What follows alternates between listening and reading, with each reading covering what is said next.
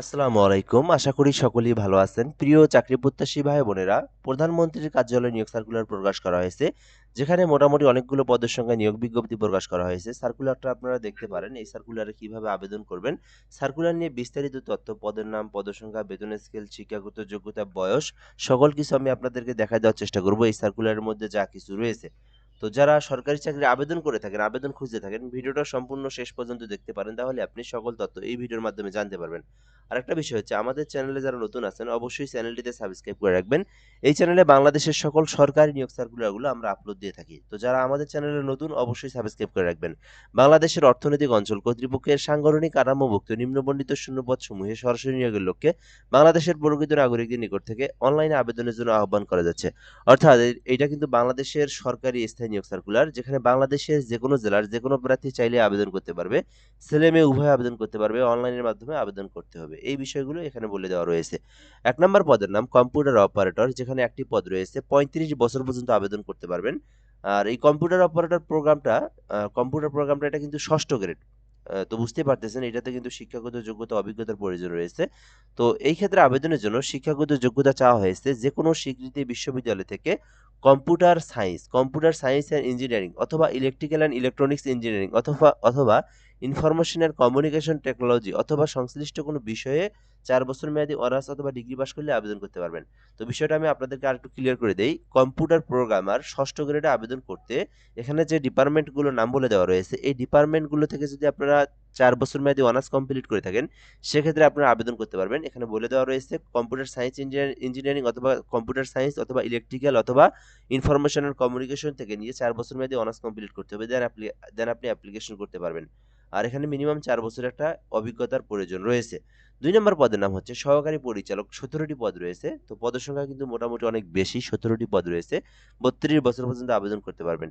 শিক্ষাগত যোগ্যতা চাওয়া হয়েছে আ যেকোনো বিষয়ে ২য় শ্রেণীর সমমানের জিপিএ সহ স্নাতক সহ আ ১ম শ্রেণীর ডিগ্রি।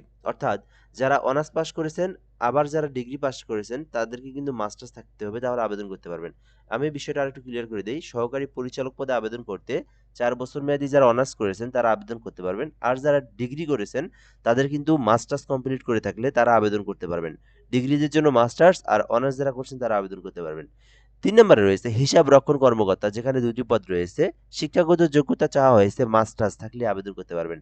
যে বাণিজ্য শাখা থেকে যারা বাণিজ্য বিভাগ থেকে যারা মাস্টার্স করেছেন তারা কিন্তু এই যে হিসাব রক্ষণ কর্মকর্তা পদে আবেদন করতে পারবেন। এইটা হচ্ছে ৯ম গ্রেড। ৪ নম্বরে উপসহকারী প্রকৌশলী রয়েছে ১০ম গ্রেডে। এখানেও ৪ টি পদ রয়েছে। শিক্ষাগত যোগ্যতা চাওয়া হয়েছে সরকার কর্তৃক অনুমোদিত পলিটেকনিক ইনস্টিটিউট হইতে প্রকৌশল অথবা তড়িৎ কৌশল অথবা অটোমোবাইল কৌশলে ডিপ্লোমা থাকলে আবেদন করতে পারবেন। আর কম্পিউটার চালনা সম্পর্কে অবশ্যই ভালো একটা অভিজ্ঞতা থাকতে হবে। দেন আপনি অ্যাপ্লিকেশন করতে পারবেন। তো এই ছিল মূলত বিষয়। তো এই সার্কুলারের এই শিক্ষাগত যোগ্যতা অনুযায়ী যারা যে পদে আবেদন করতে চান আবেদনটা করতে পারেন। আবেদন করতে যে বিষয়গুলো অবশ্যই জানা প্রয়োজন, আবেদন করতে আপনার বয়সটা অবশ্যই ৩২ এর নিচে থাকতে হবে। আর উপরের পদটার জন্য শুধুমাত্র ৩৫ বছর পর্যন্ত আবেদনের জন্য সময়সীমা রয়েছে।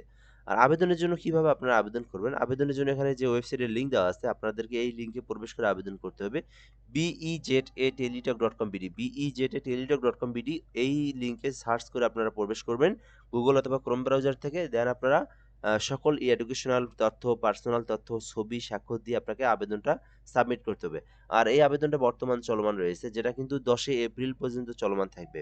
বর্তমানে চলমান, ১০ এপ্রিল পর্যন্ত আবেদন করতে পারবেন। আর এই আবেদন করতে অর্থাৎ যেহেতু নবম, দশম, ষষ্ঠ গ্রেডের সরকারি ফি যেটা, সেই ফি হচ্ছে আ ৳২২৩ অর্থাৎ এখানে ৳২৩০ র মতো আপনাদের খরচ হবে পেমেন্ট সহ, ঠিক আছে? তো ৳২৩০ দিয়ে আপনারা এই পেমেন্টটা করতে পারেন। আর পেমেন্টটা করার প্রসেসটা হচ্ছে আ টেলিটক সিমে রিচার্জ করবেন। রিচার্জ করার পরে আপনারা আ মেসেজ বক্সে লিখবেন BEZ লিখে ইউজার আইডি লিখে 16322 নাম্বার সেন্ড করে দিবেন। সেন্ড করে দিলে একটা পিন নাম্বার দেওয়া হয়। তো আবার আপনারা লিখবেন BEZ লিখে ইয়েস লিখবেন, লিখে পিন নাম্বার লিখে 16322 নাম্বার সেন্ড করলেই আপনার পেমেন্টটা সাকসেসফুলি সম্পূর্ণ হয়ে যাবে। তো এই ছিল মূলত এই ভিডিওর সকল বিষয় আর এই সার্কুলারের সকল তথ্য। তো যারা আবেদন করতে চাচ্ছেন এই সরকারি নিয়োগ সার্কুলারে আবেদনটা করতে পারেন। তো এ পর্যন্তই আজকের ভিডিও। ধন্যবাদ, ভালো থাকবেন। আসসালামু আলাইকুম।